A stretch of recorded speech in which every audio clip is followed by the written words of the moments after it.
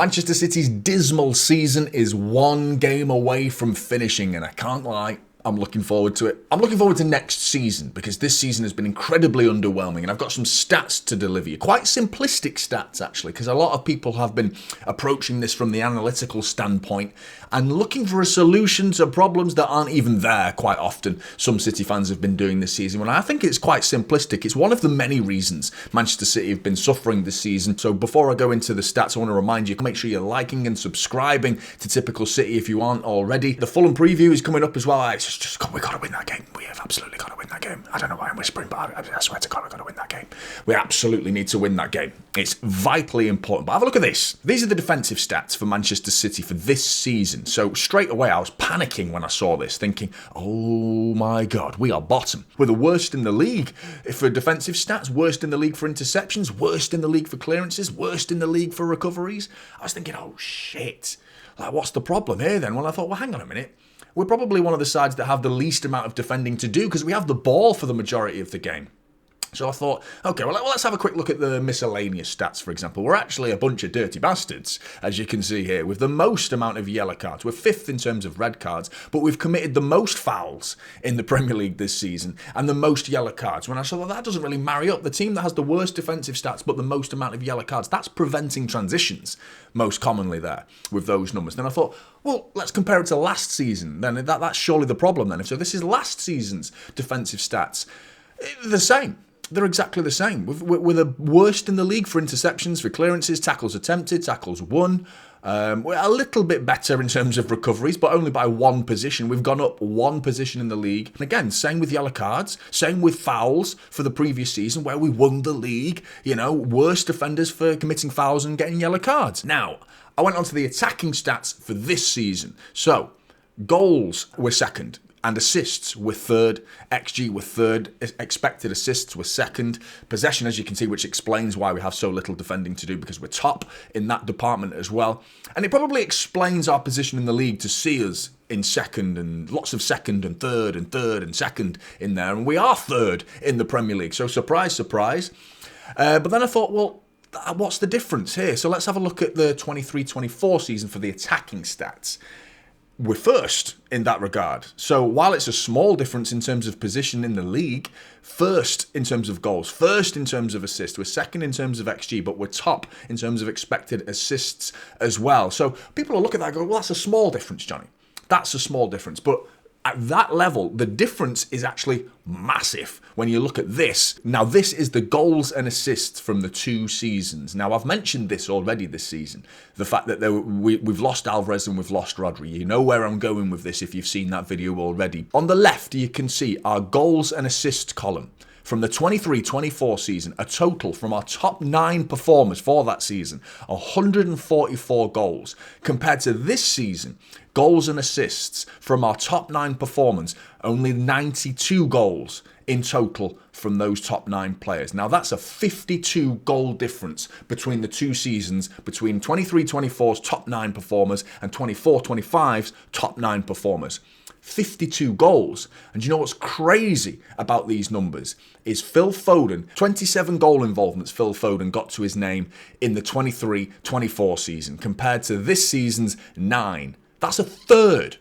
That's a third in total, which is a massive drop-off. 18 goal involvement difference between the two. And then you look at Alvarez's goal involvements, which is now no longer a Manchester City player, of course, because we sold him. But did we replace him? No. I think we have done now with Marmoush, but we only did that in January. So if you look at Alvarez's numbers, he had 19 goal involvement, so that's missing from the side this season as well. Rodri, who's been injured for the majority of the season, 17 goal involvements from Rodri, and obviously 0 this season because he's been injured. So don't forget, the top 9 performers, and between the two seasons, the difference between the two has been 52 goals. The numbers I just gave you, as in the missing goals from Foden, the missing goals from Alvarez, and the missing goals from Rodri, in terms of goal involvements, that is, of course, is 54.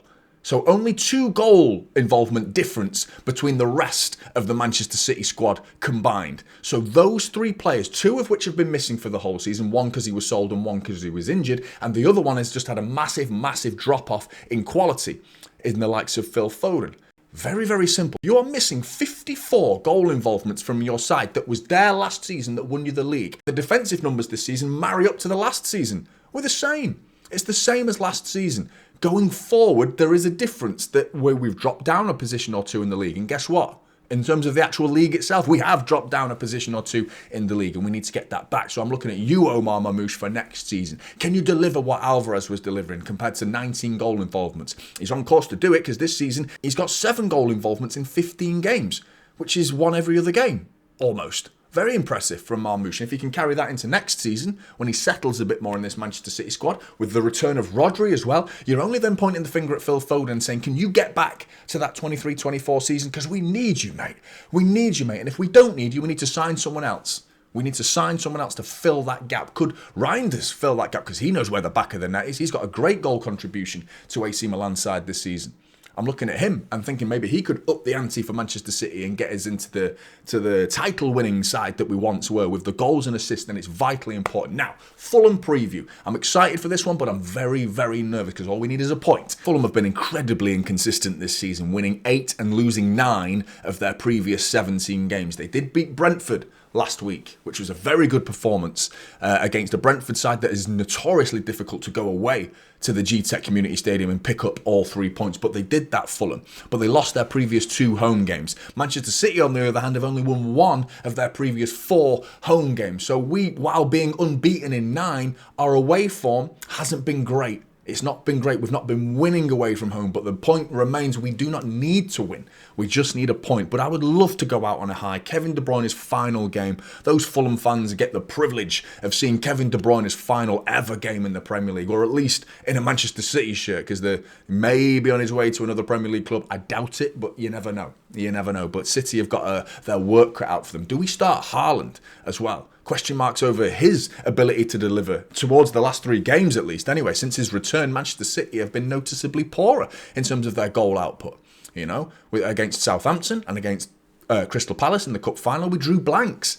He didn't score against Bournemouth either, so 3 games in a row. But Haaland has got a reasonably good record against Fulham with 5 goals in 5 games, one of them being a hat-trick, of course, but still, Erling Haaland knows how to score against Fulham. Hopefully he can do that against Fulham. Now, in terms of the missing players for both sides, Fulham are missing Reece Nelson, Rodrigo Muniz, Harrison Reed, Tim Castagne as well. City, finally, do not have Rodri on that list of missing players. Only Stones and Kovacic, who is suspended, of course, after picking up a red card in the game against Bournemouth at the Etihad the other night. But still, so good not to see Rodri on that list. And Bob as well, who's been out for a huge portion of this season as well. So we're back. Hopefully we can take that injury list into the FIFA Club World Cup and have a fully fit squad, maybe with a couple of new additions before we go into those games, and maybe pick up another piece of silverware and call ourselves the world champions.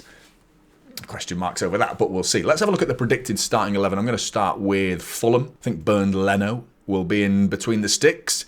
Kenny Tete, Bassi and Anderson will be 3 of the back 4, with Robinson, who I think is a very good fullback. I think he's a very well-rounded, very decent fullback and very dangerous.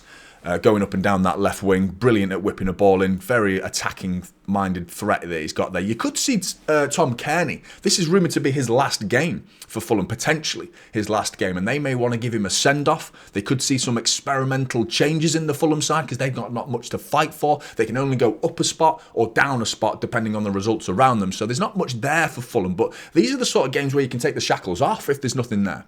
You know, you can release yourself and there's no pressure on Fulham. You could say they're on the beach and therefore they don't have that pressure, so they don't perform, and City wipe the floor with them. You could look at it from 2 psychological angles and make up any sort of narrative you want. But in reality, I think they're going to turn up and they're going to want to perform because it's the final home game of the season for Fulham, which has been a pretty good season for Fulham, in all honesty. But I do think they'll go strong with Sander Berg. This is my prediction anyway, with Sasa Lukic.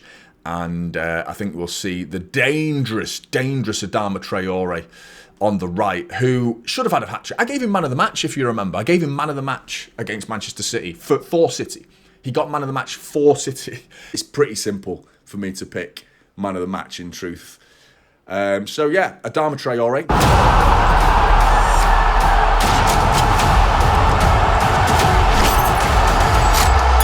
I think that's fair. fair. He had 3 one-on-ones and he missed them all. One of them was like almost an open net.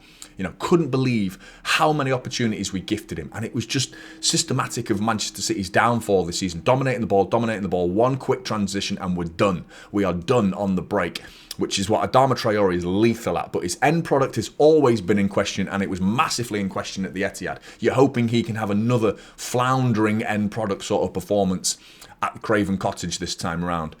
I think we'll see Alex Iwobi on the other side with Raul Jimenez, who's got that lovely, lovely back heel at the Etihad for Pereira, I think it was, in the 6-yard box. A back heel cross, if you remember, at the Etihad. It was a brilliant bit of ingenuity there. And then I think we'll see Harry Wilson behind Raul Jimenez. Now, Manchester City, Ederson, I think he's going to start between the sticks. I want to see... let's go my want first, because I actually think he's going to play Akanji, but I don't really want him to, in all honesty, because I don't think Akanji's been that good since he's come back. There's been a decline in Akanji this season for me. I think in the treble winning season, as well as the season after that, the 4 in a row season, he was solid as a rock.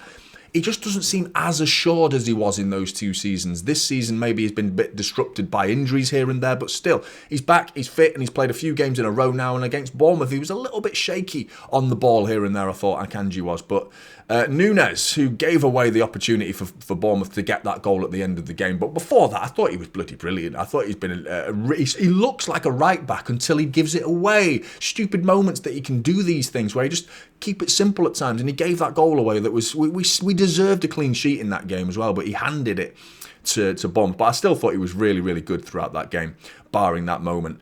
Vardiol, I want to see alongside Ruben Diaz. And I want to go back to Nico O'Reilly, because I don't see why he's deserving of going straight back to the bench, because I thought he was a difference maker to this Manchester City side in recent times. Obviously, we're not going to see Kovacic, but we could see, and it's such a joy, it's such a pleasure to put this man onto the pitch. What a sight that is for Manchester City fans, to see him on the pitch ahead of that back four. I would love to see it, I really would.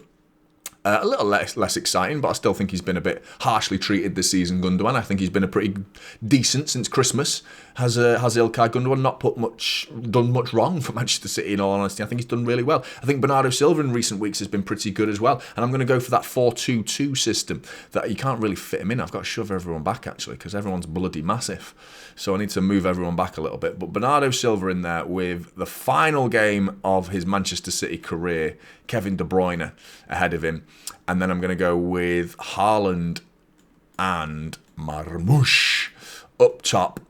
So that 4-2-2 system with a lot of flexibility to it. It's not going to be as rigid as that, but you're going to see these two coming up and down the pitch as often as possible, bouncing passes off the players inside them to get forward and give Manchester City the much needed width. Marmoush and Kevin De Bruyne are often drifting out wide, most likely to try and stretch Fulham here and there, and filling in the gaps inside by the likes of Gundogan with late runs into the box, as well as Bernardo Silva, who got himself a lovely goal at the Etihad. And those two were actually linking up really well against Bournemouth the other night. But I'm going to go with a 3-1 City win.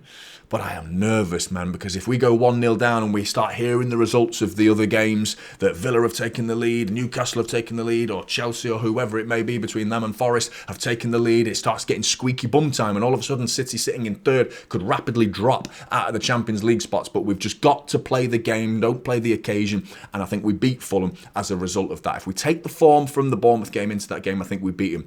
Blues, what's your predictions? Get in the comments below, make sure you're liking and subscribing, and joining me for the final Premier League watch along of the season. Take care, everyone, and I'll see you in the next one.